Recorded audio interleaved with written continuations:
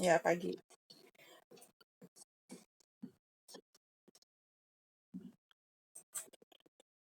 Oke, ya. Oke ya, kita mulai karena udah masuk semua.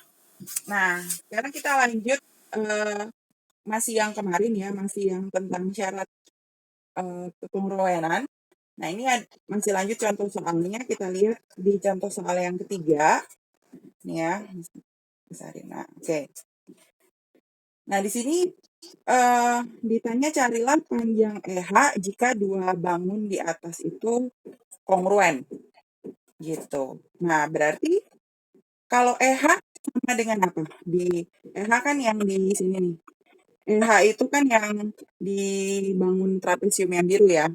Berarti EH itu sama dengan siapa kalau di yang merah? CB, betul. Berarti kita tulis dulu bahwa si EH itu sama dengan CB gitu. Nah, berarti kalau AB sama dengan siapa? AB.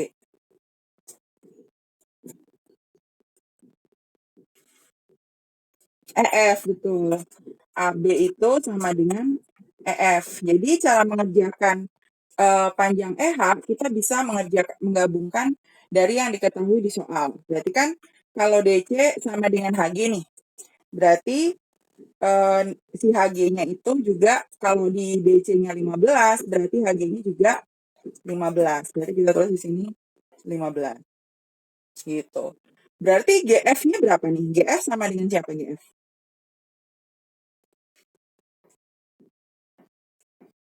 GF sama dengan siapa?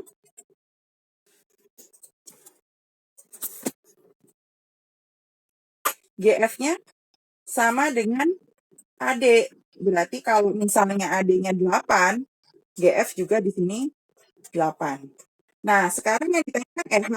Padahal apa namanya di BC-nya di situ juga nggak ada. Nah, ini berarti harus kita hitung panjang RH-nya. Caranya ini Miss kasih tanda gini ya. Miss potong ini. Nah, ya. Jadi kalau dari E ke F 20, berarti kalau dari E ke misalnya Miss tambahin di sini huruf X gitu ya. Kalau E ke F 20, berarti kalau E ke X tinggal 20 dikurang 15. Berarti E ke X itu 5 cm. Ya. Oh, dari 15 itu dari sini. Ini kan segini 20. Berarti segini 15 nih yang atasnya. Berarti dari X ke F dipotong aja. Berarti ini H ke G 15, X ke F juga 15 dong. Kan turun ke bawah sama. Jadi yang besar dari sini ke sini sama dengan sini. Ya, ngerti ya? Kenapa itu 15-nya? Jadi berarti E ke X itu yang Miss potong dari situ adalah 5. Kenapa 5? Itu dari 20 dikurang 15 gitu. Ya. Terus berarti kita bisa tahu panjang H ke sini nih. H ke X. Berarti H ke X juga sama dengan G ke F. Berarti kalau G ke F 8, H ke X juga 8. Berarti kita tulis di sini 8. Nah, jadi kalau Miss ambil segitiga yang kita buat nih, segitiga yang sini, Miss keluarin ya dari trapesiumnya. Berarti modelnya gini. Nah, ini pasti siku-siku kan. Nah, pasti 90 derajat. Berarti kalau ini ada H, X, terus E. Tadi kan kita udah tahu H ke X itu 8, E ke X itu adalah 5, dari 20 kurang 15. Berarti EH itu adalah pakai rumus apa namanya Pitagoras. Berarti EH itu kan adalah yang sisi miring ya.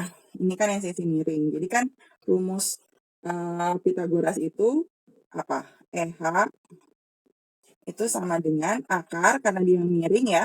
Berarti caranya HX dikuadratin ditambah yang tegak kuadrat ditambah yang mendatar kuadrat, yaitu ditambah EX kuadrat.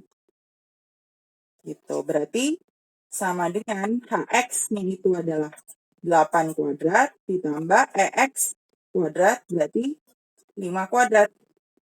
Ya, berarti hasilnya akar 64 ditambah 25. Berarti kan hasilnya akar 89.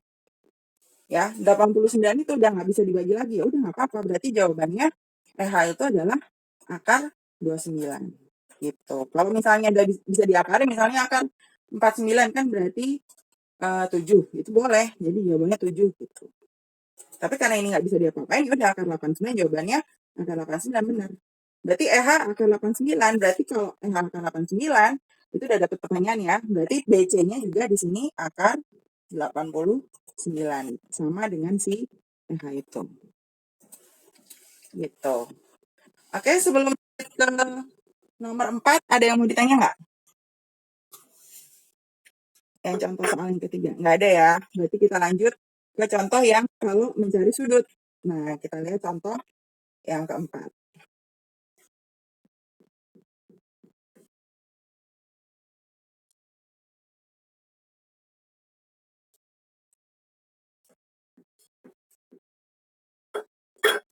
Nah, kita lihat soal yang keempat.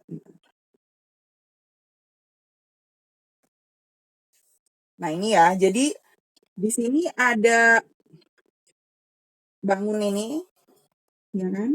Nah, sekarang kita lihat. Ya, ini kan nggak ada tulis, yang di sini nggak ada tulisan hurufnya ya, nggak apa-apa. Ya, berarti kalau ini dia bilang yang ada strip 1 ini dan strip 2 ini adalah angkanya 100, 120. Berarti kita bisa mencari yang di sini nih.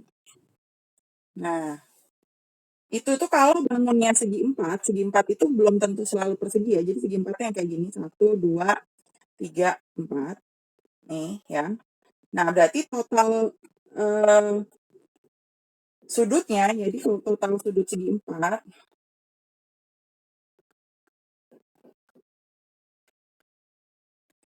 itu sama dengan 360 selalu. Total sudut segi 4 itu selalu 360 derajat. Berarti kita bisa nyari yang ujung sini. Caranya tinggal 360, ya kan, dikurang total dari semua sudut yang lain yang ini. 75, 120, 80. Tulis 75 tambah 120, terus tambah 80.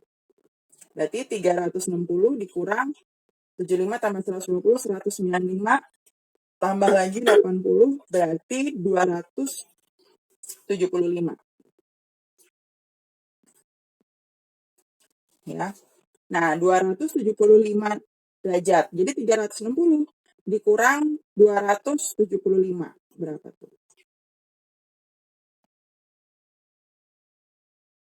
85 ya? Iya. Nah, berarti jawabannya 85 nih yang ujung nih.